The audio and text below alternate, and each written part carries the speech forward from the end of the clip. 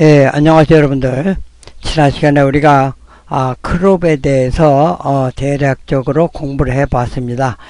오늘도 배울 것은 마찬가지로 크롭인데요. 오늘 배울 것은 조금 다른 내용입니다. 자, 한번 보도록 하죠. 자, 먼저 미니 브릿지를 열고, 자, 지난 시간에 흰머리 독수리가 있었죠. 그런데 제가 여기 있는 게 아니고, 자, 뒤로 가서, 자, 보면은 좀 15번에 지난번에 흰머리 독수리를 넣어놨는데,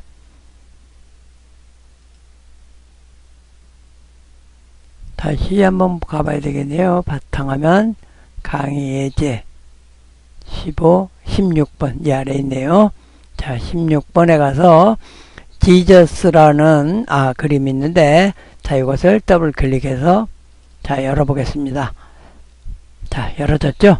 자, 이것도 마찬가지로 딱 맞게 되어 있는데, 마우스 휠을 위로 올리면 커지고, 밑으로 내리면은, 작아지는 걸 알았죠? 그리고 지난 시간에 배웠지만, 컨트롤 J를 눌러서, 딱 맞게 이렇게 할 수가 있습니다. 자, 이 그림은, 예수님의 그 사진인데요. 이게 지금, 그 벽에 있는 게 아니고, 그 책상 위에다가 이렇게 올려놓은 그림인데, 제가 다니는 교회의 그 다용도실, 거기에 이렇게 있는 그림입니다. 그래서 제가 이 그림이 참 멋있어서, 그 스마트폰을 가지고 찍은 거예요. 찍었는데, 제가 가운데서 찍은 게 아니고, 약간 왼쪽에서 찍었기 때문에, 이 사진이, 자, 이쪽 길이가 좀 길과 이쪽 길이하고 차이가 있죠. 그러니까 약간 삐뚤어지게 지금 사진이 찍어진 겁니다. 사진이 찍어졌는데 이것을 가운데로 정확하게 하고 싶은 방법이 없을까 우리가 생각할 수가 있습니다. 자, 여기에 좌측의 길이와 오른쪽의 길이가 차이가 있죠. 좌측은 길고 오른쪽은 짧다 이런 내용인데 그러면 이 사진을 반듯하게 우리가 한번 만들어 보도록 하겠습니다. 자, 지난 시간과 마찬가지로 크롭을 하기 위해서는 먼저 우리가 키보드에서 자, C를 클릭하면 된다고 그랬죠. 단축키. 제가 C를 이렇게 클릭을 했습니다. C를 클릭한 다음에 이 액자의 모서리 양 네 군데의 모서리를 자, 우리가 잘라낸다 생각을 하고 요렇게 드래그를 합니다. 자, 드래그를 해서 딱 넣으니까 지금 보면 어떻게 되냐면은 자, 이 부분은 액자 바깥으로 위로 올라갔고 이 부분은 약간 액자 안으로 들어왔고 여기도 액자 바깥으로 이렇게 변화가 됐어요. 그러면 이것을 이 액자에 맞게 하기 위해서 왼쪽 길이와 오른쪽 길이가 달라야 돼요. 그리고 여기가 직선이 되어 있는 것들도 약간 틀어져야 됩니다. 자, 이렇게 하기 위해서 우리가 어떻게 하냐면은 이 옵션 바에 보니까 오른쪽에 여기에 퍼스펙티브라고 하는 이 부분이 있어요. 이 부분이 체크가 지난번에 우리가 안 됐고 제가 할 때 다음 시간에 설명을 드리겠습니다 했죠. 그래서 오늘은 이 부분에 퍼스펙티브 부분에 이 앞에를 체크를 해줍니다. 자, 체크를 해주기 위해서 제가 이렇게 클릭을 했어요. 그랬더니 체크가 됐죠. 체크가 됐고 마우스 커서를 가져가니까 마찬가지로 마우스 커서가 화살표 형태가 됩니다. 자, 그러면 이 부분을 우리가 확대하기 위해서 왜냐하면 지금 잘 안 보이니까 제가 스크롤 마우스의 휠을 자 위로 돌려보겠습니다. 그래서 많이 커졌죠. 그러면 여기서 이렇게 움직여서 조정을 해봐요. 자, 그러니까 이제 스크롤 바로 조정을 해서 이렇게 지금 했는데 여기에 봤더니 액자 바깥으로 나갔죠. 그러면 자, 여기를 잡고 드래그해서 액자 안으로 제가 갖다 놓습니다. 자, 액자 안으로 갖다 놓고 또 아랫부분으로 내려가야 되는데 이번에는 이 핸드 툴을 하면 되는데 우리가 단축키로 H를 하거나 그 다음에 다른 그 툴을 우리가 선택했을 때 스페이스 바를 누르면은 핸드 툴로 바뀐다고 그랬어요. 자, 스페이스 바를 제가 누르고 자, 바뀌었죠? 자, 이렇게 드래그해서 자, 위로 올려서 이 부분에 왔습니다. 이 부분에 와서 스페이스바를 놓으니까 다시 클롭 했던 그 형태로 마우스 포인트가 바뀝니다. 그럼 다시 이걸 드래그해서 자, 액자 안으로 제가 이만큼 집어넣습니다. 자, 집어넣었죠. 자, 이번에도 마찬가지로 스페이스바를 눌러서 왼쪽으로 또 이동을 해요. 자, 이동을 해서 놓고, 자, 이 부분도 자, 이렇게 해서 거기에 맞게 합니다. 자, 마찬가지로 또 스페이스바를 눌러서 이번에는 위쪽으로 올라가면 되겠죠. 자, 다시 놓고, 그 다음에 여기에 포인트를 갖다가 해서 자, 이 안으로 일단은 딱 맞췄습니다. 자, 이렇게 맞춰놓고, 자, 우리가 이제 이번에는 다른 방법으로 축소를 해보죠. 자, 우리가 줌 툴을 배운 데서 컨트롤과 마이너스 키를 누르면 된다 그랬죠. 컨트롤하고 마이너스를 눌러서 이렇게 축소를 했습니다. 자, 조금 더 축소를 할까요? 축소를 했더니, 자, 여기에 왼쪽에 선택했던 길이하고 오른쪽에 선택하고 했던 길이하고 약간 다르죠. 자, 이런 형태로 우리가 바뀌었습니다. 자, 그러면 이 예수님 사진 안에다가 크롭을 한 안에다가 더블 클릭을 해서 자, 크롭으로 설정을 하도록 하겠습니다. 자, 더블 클릭했더니 자, 우리가 좀 전에 봤을 때 약간 기울어진 형태가 됐는데 예수님 사진이 이렇게 네모 반듯한 형태로 정면에서 본 것과 같이 됐습니다. 어떤 분들은 그 액자로 만들어진 것이 훨씬 더 보기가 좋다고 할 수가 있어요. 그러면 그건 우리가 액자를 지금 여기서 만들면 되죠. 자, 포토샵에서는 이런 걸 할 수가 있으니까 하는 겁니다. 자, 그러면 이제 한번 우리가 액자를 한번 만들어 보도록 하죠. 다시 한번 자, 크롭 툴을 선택하는데 이번에는 이 안에 있는 일부분을 자르는 게 아니고 전체를 자를 거니까 자, 바깥에서 지금 현재 영역 밖에서부터 이렇게 드래그를 해서 바깥으로 끄집어냅니다.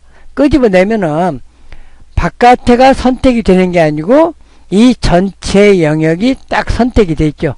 크롭 형태로 선택이 된 거예요. 자, 그러면 여기서 자, 대각선을 갖다 놓기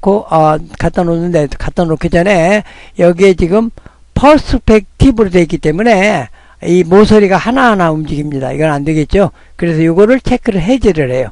퍼스펙티브를 체크를 해제를 하고 자, 이렇게 놓고 드래그를 해보니까 자, 이렇게 전체적으로 커지죠. 그런데 이렇게 커지면은 안 되죠. 왜냐면은 왼쪽 또는 위가 같이 커져야 되겠죠. 그래서 이렇게 했을 때는 보면은 여러분들이 보시다시피 마주 보이는 대각선의 모서리 부분에서부터 이것이 중심점이 돼요. 자, 여기도 마찬가지로 해보니까 오른쪽 윗부분이 기준이 되죠. 그런데 키보드에서 우리가 Alt 키를 누르면 지금 여기에 예수님 코 있는 부분에 그 중심점이 있습니다. 앵커 포인트 중심점이 있는데 지금은 잘 보이질 않는데 여기를 가운데 중심을 기준으로 우리가 크게 하는 방법에는 여러분 키보드에서 Alt 키를 누릅니다. 자, Alt 키를 누르고 자, 이 부분을 이렇게 드래그를 해보죠. 드래그를 하니까 어떻게 돼요? 가운데를 중심으로 해서 커지기 때문에 양쪽으로 다 이렇게 커지는 것을 우리가 볼 수가 있습니다. 자, 그리고 놓습니다. 자, 놓으면은 자, 현재 바깥의 영역까지 선택이 되어 있죠. 자, 바깥 영역까지 선택된 상태에서 우리가 자, 엔터를 치거나 키보드에 엔터를 치거나 그러지 않으면은 여기에 포토샵의 체크 표시 자, 체크를 한번 클릭을 하겠습니다. 자, 그랬더니 이 바깥쪽으로 뭐가 생겼냐면은 하얗게 테두리가 생겼죠. 이게 이제 액자 형태가 된 거죠. 그런데 왜 하얀색이냐? 나는 노란색이나 또는 빨간색 다른 색을 하고 싶다. 그런 경우가 있어요. 근데 이것은 지금 현재 되질 않습니다. 왜 안 되냐면은 여기에 보면은 전경색 포어그라운드죠. 전경색과 뒤에 배경색이 흰색으로 되어 있는데 지금 여기에 나타난 흰색이 바로 배경색에 의해서 만들어진 것이기 때문에 그렇습니다. 자, 그러면 이제 이것을 다시 좀 전에 했던 대로 원래대로 돌려보죠. 자, 이미지에 가서 여기 리뷰를 지금 보니까 이게 비활성화되어 있네요. 이것도 지금 앞으로 돌리는 기능이에요. 자, 비활성화되어 있으니까 어떻게 하면 되냐면 이번에는 에딧 해가지고 언두 크롭. 그러니까 여기서 언두 크롭 해가지고 위에 보면 컨트롤 Z라고 되어 있는데 이 컨트롤 Z는 계속해서 앞에 것까지가 되는 게 아니고 좀 전에 우리가 작업했던 마지막으로 작업했던 것을 취소하는 거예요. 그러니까 좀 전에 우리가 크롭을 해서 이 부분을 하얗게 만들었죠. 그러니까 여기서 컨트롤 Z 또는 언두 크롭이라고는 그래서 컨트롤 Z를 한번 눌러볼게요. 컨트롤 Z를 눌러서 다시 원래대로 만들었습니다. 그러면 여러분들이 색을 바꾸려면은 자, 이 부분에서 색을 선택을 해가지고 다른 색으로 바꾸면 돼요. 그런데 저는 이 방법을 쓰진 않고 이번에도 마찬가지로 이 백그라운드 레이어를 자, 더블 클릭을 하겠습니다. 더블 클릭해서 일반 레이어로 바꿔주는 거예요. 자, 일반 레이어를 바꾸니까 여기에 자물탕 모양이 없어졌죠. 자, 이렇게 놓고 다시 한번 또 크롭을 합니다. 자, 크롭을 한 다음에 아까와 같이 Alt를 누른 상태에서 드래그를 해주라고 그랬죠. 자, 요렇게 드래그를 해줍니다. 자, 드래그를 했고 그 다음에 이번에는 Alt키를 띈 상태에서 제가 아랫부분을 좀 드래그를 하겠어요. 왜냐면 여기다가 그 설명 같은 거를 쓸 수가 있겠죠. 자, 이렇게 놓고 이번에 다시 한번 엔터키를 칩니다. 그러니까 크롭을 적용시킨다는 거죠. 자, 크롭을 적용시켰더니 이번에는 어떻게 되냐면은 아까는 배경색 하얀색이 되는데 이번에는 하얀 배경색이 된 게 아니고 투명한 것으로 이게 바뀌죠. 그건 바로 왜 그러냐면은 여기에 백그라운드 레이어의 그 자물통 모양을 우리가 풀어줬기 때문에 일반 레이어로 바뀌었기 때문에 그렇습니다. 자, 그러면 요 뒷부분에 투명한 부분에다가 우리가 색을 채워 넣어주면은 아까와 같은 방법이 되겠죠. 자, 그러면 여기 색을 채워주기 위해서는 이제 앞으로 우리가 레이어를 만드는 것을 배울 텐데, 자, 여기에 오른쪽에 보면 쓰레기통이 있는데 쓰레기통 옆에 보면은 여기에 클리어 뉴 레이어, 그래서 새로운 레이어를 만든다 하는 버튼이 있습니다. 오른쪽에 두 번째입니다. 자, 이 부분을 클릭을 하죠. 클릭을 했더니 위에 레이어 1이라고 생겼죠. 자, 레이어 1을 요 아래쪽으로 레이어 0번 밑으로 이렇게 갖다 움직이면은 레이어 1이 됩니다. 그러면 여기다가 색깔을 우리가 바꿔주면 돼요. 자, 여기서 검정색을, 전경색이죠. 전경색을 선택을 해서 약간 노란색 계통으로 제가 OK를 한 다음에 이거를 에딧 메뉴에서 휠을 선택해 가지고 포그라운드 전경색이 되겠죠. OK를 해주면은 이렇게 노란색으로 바뀝니다. 그런데 이렇게 레이어를 하나 만들어서 하는 것보다는 자, 이거를 쓰레기통, 휴지통이죠. 거기다 갖다 놓으면 이게 없어져요. 자, 딱 지웠어요. 아까 레이어를 만들어서 위로 올렸다가 다시 내리고 했는데, 이번에는 어떤 걸 쓰냐면은, 여러분들이, 이건 하나의 팁인데, 키보드에서 컨트롤 키를 누릅니다. 우리가 원하는 레이어 밑에다가 새로운 레이어를 만들 때 하는 방법이에요. 컨트롤을 누른 상태에서 자, 여기에 새로운 레이어 만드는 것을 클릭을 합니다. 자, 한번 클릭을 해볼게요. 자, 클릭을 했더니 바로 레이어 선택된, 우리가 0번을 선택했는데 그 아래에 이렇게 빈 레이어가 하나 생기죠. 자, 그래서 이것을 에딧 메뉴에 가가지고 필에 가서 뭐 포그라운드 컬러 또는 뭐 요걸 누르면은 백그라운드 컬러 또 다른 색, 그러지 않으면은 50% 그레이가 있는데, 자, 50% 그레이를 제가 선택을 할게요. 자, 50% 그레이를 선택한 다음에, 자, OK를 합니다. 그랬더니 50%의 색으로 지금 이게 채워졌어요. 이렇게 채운 다음에 조금 액자 형태가 아직 마음에 안 들죠. 자, 그럴 때 이제 이번에는 어떻게 하냐면은 위에 레이어를 선택을 합니다. 선택을 하고 이 아래에 있는 부분에 FX를 클릭을 해요. 클릭을 하면 여러 가지가 열어지는데 맨 아래에 스트로크, 자, 스트로크를 클릭을 합니다. 자, 스트로크는 뭐냐면은 현재 여기에 있는 이 사진의 외곽선을 나타내는 부분입니다. 그런데 외곽선을 지금 나타내려고 보니까 이 외곽선의 컬러가 검정색이네요. 검정색이기 때문에 이 부분이 검정색이니까 잘 표시가 안 됩니다. 자, 여기서 색을 제가 흰색 계통으로 한번 바꿔볼게요. 자, 오케이 했더니 여기에 약하게 흰색이 나타났죠.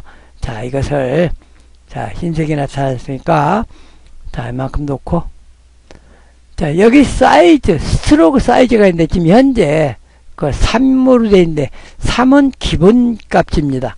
그래서 여기에 사이즈에 있는 자, 여기 슬라이드 바를 조금씩 오른쪽으로 올리겠어요. 자, 그래서 이만큼 올렸죠. 이 정도 올려고 보니까 현재 여기에 보니까 외곽선이 약간 둥근 형태가 되죠. 이 아래도 마찬가지로 둥근 형태로 이렇게 나타납니다. 자, 이게 둥근 형태로 나타나니까 좀 보기가 싫다 이렇게 하시는 분들은 여기에 포지션, 위치를 말하는 거예요.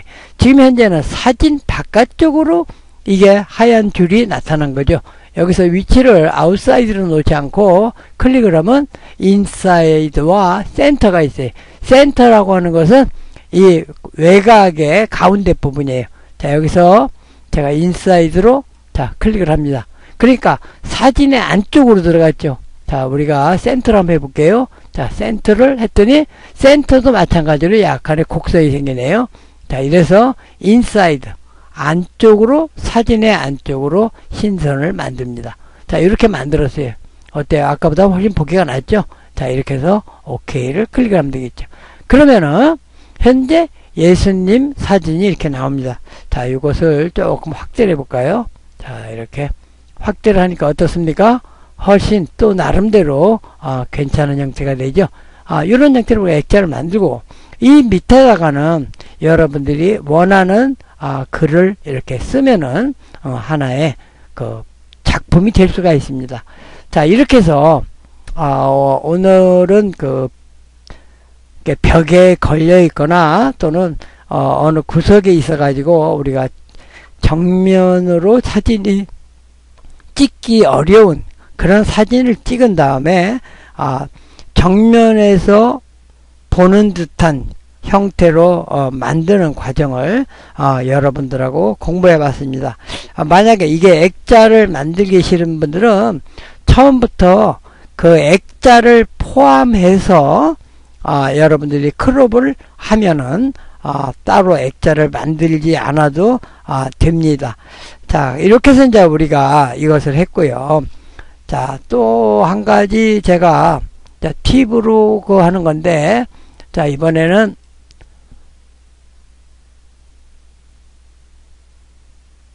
자, 일로 가볼까요? 좀 더 올라가서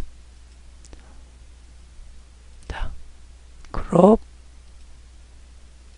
자, 이 상태로 한번 놓고 제가 한 가지 이제 비슷한 건데요. 우리가 좀 전에 여기 백그라운드에 채워진 거 뭐 이런 여러 가지를 또 이거를 백그라운드를 일반 레이어로 바꿔서 하는 방법도 했는데 또 한 가지 방법은 뭐냐면요. 이 전체를 캔버스 사이즈를 가지고 하는 방법이 있어요. 자, 이미지를 제가 들어가지고 여기 캔버스 사이즈 있죠? 자, 이 부분을 클릭합니다.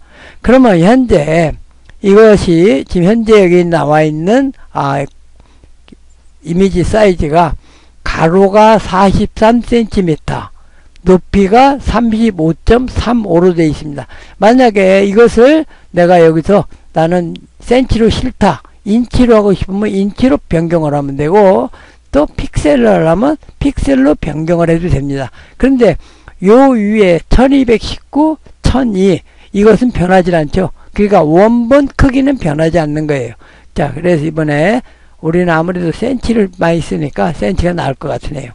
현재 43과 35.35로 되어 있는데 이 아래 릴레티브라고 하는 부분을, 요 부분을 체크를 한번 해볼게요. 여기에는 43, 35.35인데, 자, 릴레티브를 딱 체크를 했더니 0으로 됩니다.